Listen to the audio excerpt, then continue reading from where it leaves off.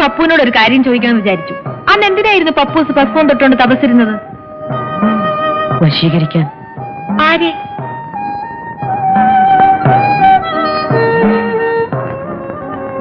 ആരെയാ പപ്പുവിന് വശീകരിക്കേണ്ടത്? ചേച്ചി. അതെ.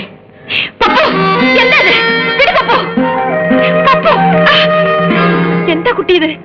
സ്വാതന്ത്ര്യം ഉണ്ടെന്ന് കണ്ട് തോന്നിയാസങ്ങൾ കാണിക്കാൻ തുടങ്ങുന്നു. മതി.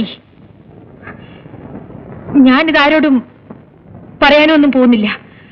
പക്ഷേ വേലാളി കളിയും തമാശം കൊണ്ട് എന്റെ അടുത്ത് വന്നേക്കരുത്, പറഞ്ഞേക്കാം.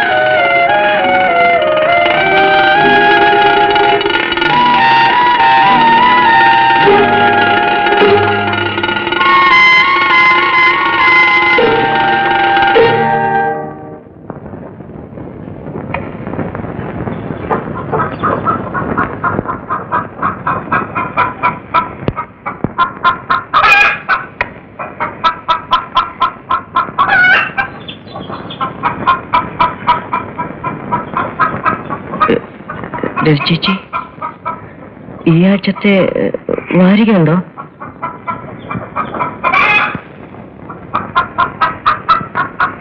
ചേച്ചി,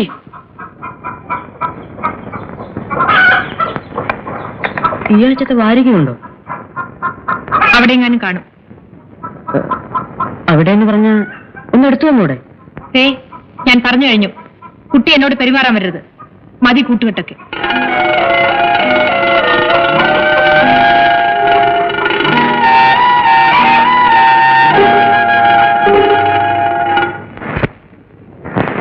ഭാരതിയും കൃഷ്ണനായരും കൂടെ ടൗണിൽ പോയിരിക്കുക. തിരിച്ചു വരുമ്പോ പപ്പുവിന്റെ റിസൾട്ട് അറിഞ്ഞുകൊണ്ട് വരാമെന്ന് പറഞ്ഞാ പോയത്. അതൊക്കെ അവർ നല്ല മാർക്ക് വാങ്ങിച്ചു ജയിക്കും. ആ കാര്യത്തിൽ എനിക്ക് സംശയമൊന്നുമില്ല. പക്ഷേ അവനങ്ങ് പോവല്ലോ എന്ന് ആലോചിക്കുമ്പോഴുള്ള വിഷമോ. ഓരോ ദിവസം കഴിയുമ്പോഴും ഞാനങ്ങ് എണ്ണുക. കുസൃതിയും കുന്നായ്മയും ഒക്കെ ഇത്തിരി കൂടുതലാണെങ്കിലും അവൻ വീട്ടിലുള്ളത് വീടിനൊരനക്കവാ. അത് ശരിയാ. അവൻ പോയാല് വീട് ഉറങ്ങിയതുപോലെയാ. ഇവിടെ ഒരു ദിവസം അവനെ കണ്ടില്ലെങ്കിൽ ഏതാണ്ട് പോലെ തോന്നും. ഇന്നലെയും കൂടെ ഉറപ്പുറന്നവൻ ആ കാര്യം പറയുകയായിരുന്നു. ഇന്നേ വരെ അവൻ ഒറ്റയ്ക്ക് എവിടെയും പോയി താമസിച്ചിട്ടില്ല. അതോർക്കുമ്പോഴാ എനിക്ക് ആദ്യം. ഒരു പ്രായമാകുമ്പോൾ മക്കൾ അവരവരുടെ കാര്യം നോക്കി പോകാതിരിക്കാൻ ഒക്കുമോ? ദേ ഇവള് തന്നെ ആരുടെയെങ്കിലും കൂടെ പറഞ്ഞയക്കാൻ വേണ്ടി ഞാനങ്ങ് ധൃതി വെക്കുക. എന്നാൽ അവള് പോയി കഴിഞ്ഞാൽ പിന്നെ ഞാൻ എന്ത് ചെയ്യുമെന്ന് എനിക്ക് തന്നെ അറിയില്ല. ചിറക് മുളച്ച് കഴിയുമ്പോ കിളിക്കുഞ്ഞുങ്ങൾ അതുങ്ങളുടെ പാട്ടിന് പറന്നു പോകും. അതാണ് ലോക നിയമം. 2-3 ദിവസമായിട്ട് അവനും യാതൊരു ഉത്സാഹവുമില്ല. എപ്പോഴും മുറി തന്നെ അടച്ചു മൂടിയിരിക്കുക. അവന് പിന്നെ വിഷമം കാണാതിരിക്കുമോ? ആദ്യമായിട്ടല്ലേ അവൻ വീട്ടുകാരെയും സ്വന്തക്കാരെയും ഒക്കെ വിട്ടുപിരിഞ്ഞു പോകുന്നത്.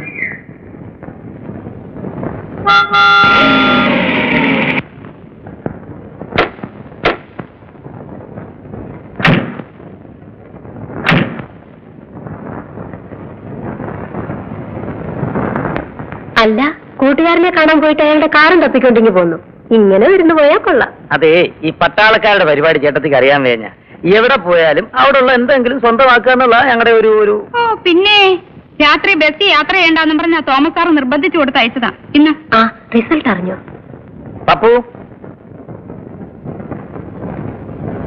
നീ ജയിക്കുവോ? ജയിക്കണം. ജയിക്കണം. ക്ലാസ് കിട്ടുമോ? കിട്ടണം. കിട്ടണം. അല്ല, കിട്ടും. എന്നാലേ ഫസ്റ്റ് ക്ലാസ് ഉണ്ട്. എന്റെ ഗുരുവായൂരപ്പാ. ഓ, ചേട്ടത്തിയുടെ ഒരു ഓട്ടം കണ്ടോ? ചേട്ടന് കത്തെഴുതാൻ പോവാ.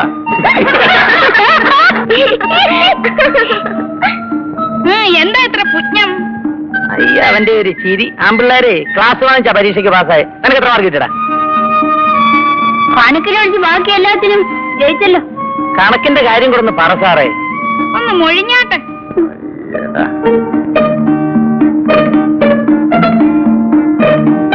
കിട്ടിയേക്കുന്നു ആനമട്ട. പറ്റ ചേച്ചി, തനിച്ചു പോകണ്ട. കാവിന്റെ അവിടെ കിഴജന്തുക്കളുള്ളതാ. നീ രചേച്ചി ഒന്നും കൊണ്ട് വിട്ടേച്ചു. അവനിവിടെ എന്താ പണി? അവൻ കൊണ്ടാക്കട്ടെ. ആരോട് പറഞ്ഞാ അവരങ്ങ് ചെയ്താൽ മതി. എന്നോടാ ഇപ്പൊ പറഞ്ഞത്? അല്ല, നിന്നോടാ പറഞ്ഞേ. കൊണ്ട് വിട്ടേച്ചു വേടാ.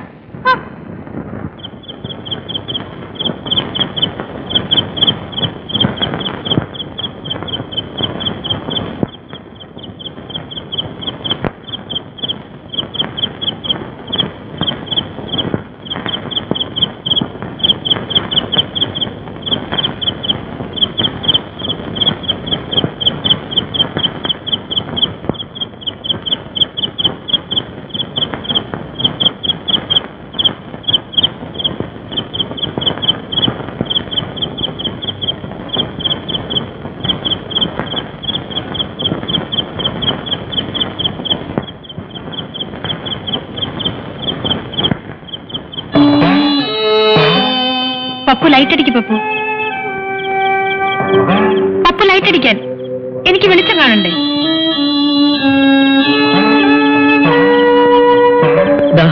നിങ്ങൾ തന്നെ വെച്ചോളൂ. അത് വേണ്ട, എനിക്ക് കൂടി വെളിച്ചം കാണിച്ചു തന്നാ മതി. വേണ്ട, ഞാൻ വെളിച്ചം കാണിച്ചാ അത് നിങ്ങൾക്ക് ഇഷ്ടാവില്ല. അതങ്ങനെയാ. നിങ്ങളത് പിടിക്കൂ. നിങ്ങൾക്ക് നിങ്ങളുടെ വഴി, എനിക്ക് എന്റെ വഴി. പപ്പു, അതല്ലേ രാവിലെ പറഞ്ഞേ? അല്ല. അതെ.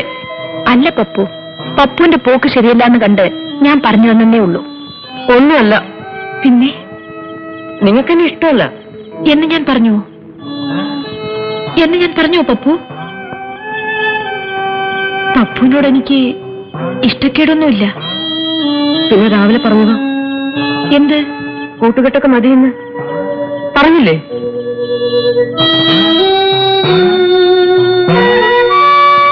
ഞാൻ പറഞ്ഞത് വേറൊന്നും കൊണ്ടല്ല. പപ്പു വളരുകയാണ്, വലിയ ആളാകുകയാണ്. അതുകൊണ്ട് നമ്മൾ തമ്മിൽ പിണങ്ങണോ? അങ്ങനെയാണോ? ചേച്ചിക്ക് അറിഞ്ഞൂടാ. എന്നോട് പിണക്കമാണെന്ന് പറഞ്ഞില്ലേ? ഞാൻ നാട് വിട്ടാലോ എന്ന് ആലോചിച്ചു. ആത്മഹത്യ ചെയ്യാൻ തീരുമാനിച്ചു.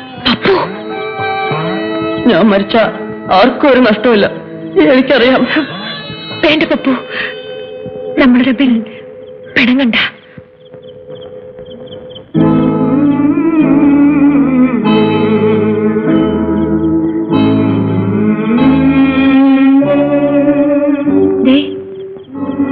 തീർന്നു പിണക്കം.